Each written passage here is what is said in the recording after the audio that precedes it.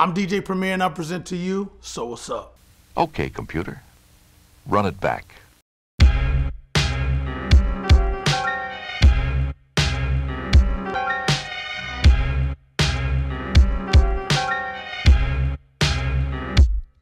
So what's up?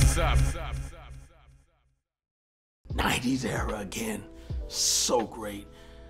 We're gonna go to one of the most iconic MCs to ever do it as a ghostwriter, MC, one of the illest hip hop performers, because trust me, with hip hop, a lot of artists did not know how to do shows in the early stages unless you was Run DMC, Houdini, Fat Boys, even UTFO, rest in peace to Kango, rest in peace to the educated rapper, better known as EMD, and on and on and on, man. You know, it's just so many great groups that really put it down. LL Cool J, incredible performer. But when it came to the newer generation in the mid 80s of performing, because LL and all them were already established, you got to give it to Juice Crew member, extended Juice Crew member, because he was later on, after Biz Markie gave him his cosign, rest in peace to the Emma, Big Daddy Kane. This dude was so powerful, like I said, as a showman, as a lyricist, as a ghostwriter, just the entire, even his image, his entire embodiment of a full package artist, MC, and everything else that goes with a great part of this thing of ours called hip hop culture. So, 1994, he was on his album that was called Daddy's Home. During that time, he wanted to do a posse cut, because I always got to give it to Marley Marl, who was my #1 producer for me in the sampling era of wanting to be like him without biting, because biting's still not allowed. But when it came to Kane, I always give Marley his props, because during the time that they were working together and the transition into Kane doing his own production and even getting other producers to be a part of his projects, like this one, shout to LG, shout to Easy Mo B, and then some, so forth and so on, and of course he enlisted me. But the posse cuts started to extend when Marley Marl's In Control Volume 1 album had a record called The Symphony with Craig G, Master Ace, Kane, and Cool G Rap. Once that started happening, it seemed like everybody, including us, were doing posse cuts to have other guests on there. But if you go back to the early days, every artist just had just them on the albums. There weren't features.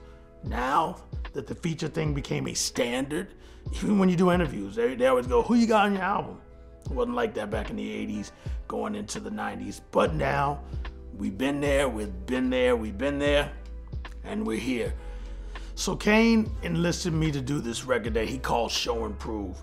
We didn't have the full idea down yet, but he said he was getting a whole bunch of people on there, and he said he was gonna get a little of the new up-and-coming MCs, and then he was also gonna get some guys who already got their feet wet in the game, but were still on the come up. So, starting off, he got his dancer Scoob Lover of the great Scoob and Scrap Lover. Matter of fact, Scoob and Scrap Lovers, shout to the IOU dancers. If you know, you know. Shout to Lazy Lays and all the people that were part of the IOU dancers. These guys were the ones creating all the new dance steps when it came to the dope hip hop in the 80s during the Latin Quarter days in Union Square. And just look at some of the footwork that these guys created. Check out Scoob and Scrap.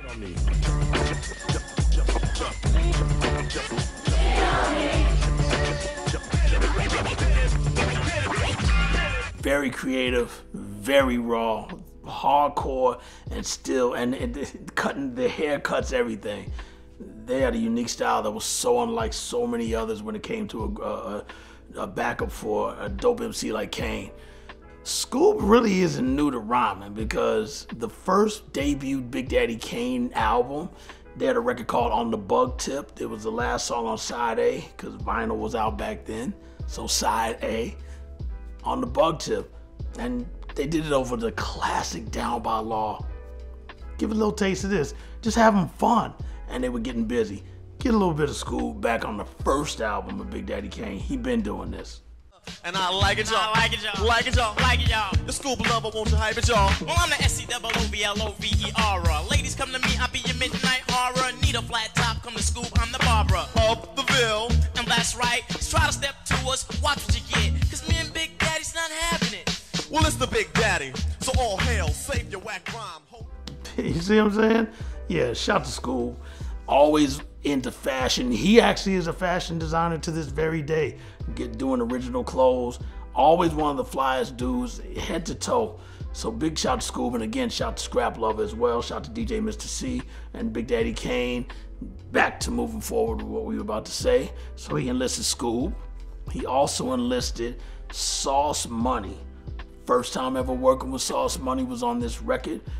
Obviously, you know he was also on Reasonable Doubt, but he was also on this record right here with Big Daddy Kane, and he's from Marcy Projects. It kept it very Brooklyn, but then we had to go over to Shaolin, and he enlisted the youngest MC out of Shaolin that was already making noise for Staten Island, Shaheem the Rugged Child. This guy right here was putting it down. I also did a remix for him. We'll have to get into that in one of the episodes. It's called On and On. But right now, we're showing and proving. We're showing proof. And oh, I didn't even show the disc yet. Let's finish the names and then I'll show the disc. We're going to go in a different direction. Okay. Scoop Lover, Sauce Money, Shaheem, motherfucking Jay-Z, Jigga Man, also added to the joint. And I gotta do it. The old dirty bastard of the Wu-Tang Clan. He walks in with a cast on his foot. No telling what happened to ODB because he's always getting into something. We did it at Platinum Island Studios and we were just getting ready to leave. And he says, "Don't leave, I'm on my way." You know what I'm saying? And he shows up, does the verse, and next thing you know, we have Show and Proof, the original disc. All right? Yes, indeed. All the sounds contained on these floppy disks are the sounds that you hear once the record is completely made, and they were created and saved on these, the data stored on these, and then they are put through a process. One of the processes is the S950 Akai sampler, which is what we use. I started with the 900, which had a less sampling time, but then we moved to the 950. Gave me a little more sampling time. And then that was connected to the MPC60 Akai drum machine, which I used. And when you connect them with these cords called MIDI, they speak to each other to speak to the 2-inch tape. Yes, we were not on anything else but 2-inch tape, reel to reel. Round and round, round we go. Shout to Pac. That was what we were working with. And then they all speak to each other through a thing called time code. It was better known as SMPTE, all right? And those codes and those MIDI cables all unite and start equally as soon as you hit the play button on the tape machine to sync up the sounds on here. Now, this video was also shot for this song, and it was actually shot in what we call, if you know, I've been living in New York for a long time now, so I am an authentic New Yorker and still a Texan for life. But the New York side of things is called Lafayette Gardens. We call it LG. So anybody from Brooklyn, if you say, yeah, we over in LG Projects, they know where that is. So, and shout to LG, the producer, as well. I didn't get to make it to the video because Gangstar was touring at that time with MOP, Nas, and J. Rue the Damager, and Lil Dap and Big Suge. We were all on the road, so I couldn't make it to the video shoot. There's actually a video as well. There's a part 1 and a part 2. The part 1 was a song called In the PJs. That was the lead single off of Kane's album. And then the bonus side was Show and Proof. And of course it had a video, and even when you check out the video, you see that there is a part 2 at the beginning. Matter of fact, they take it back to the old school where you running wires through the projects or plugging into a light pole. And actually, Mr. C is running it through through one of the apartment windows. Check out the beginning of the video.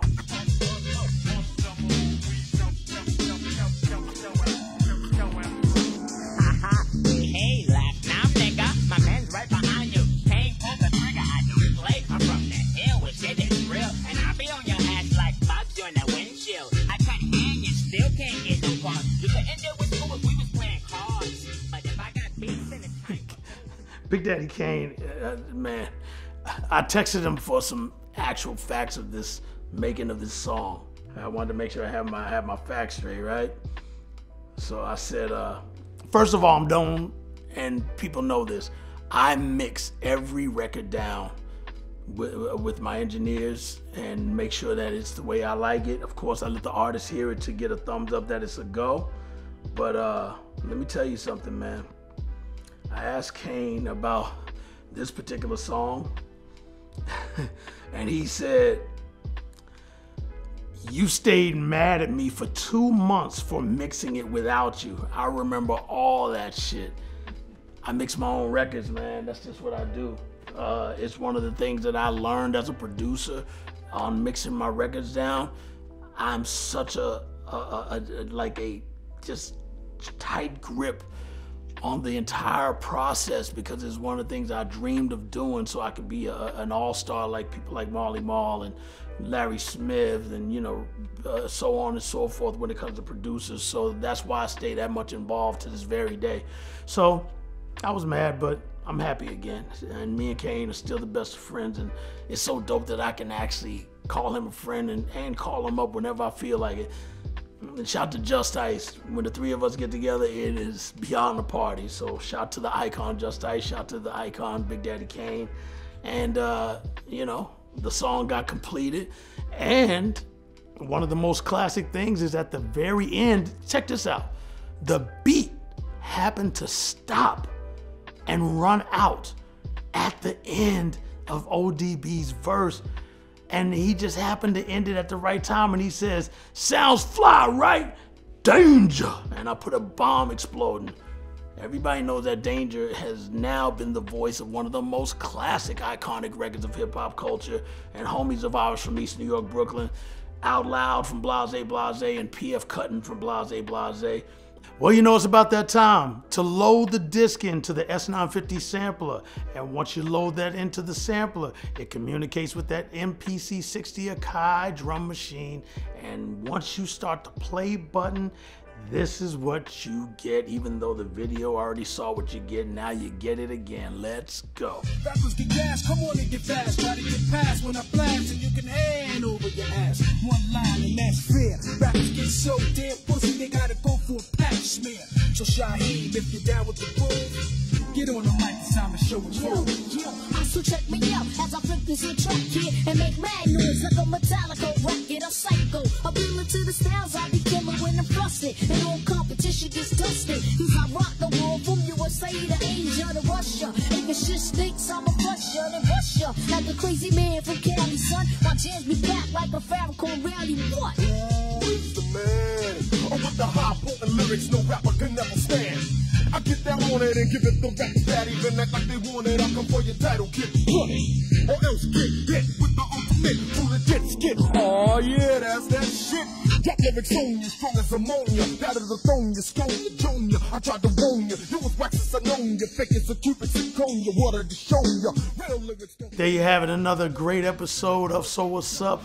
Show and Prove Big Daddy Kane again. Shout to School Lover. Shout to Sauce Money. Shout to Shaheem. Shout to Jay-Z. Shout to the ODB, better known as the Old Dirty Bastard. Rest in peace, my brother. And also the Big Daddy. And that's what's up.